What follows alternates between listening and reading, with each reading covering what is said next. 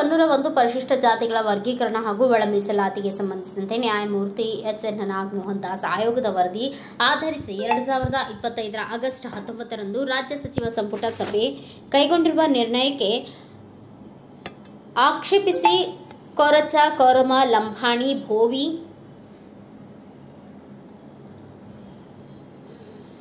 ಸಮುದಾಯಗಳು ಹೈಕೋರ್ಟ್ ಮೆಟ್ಟಿಲೇರಿವೆ.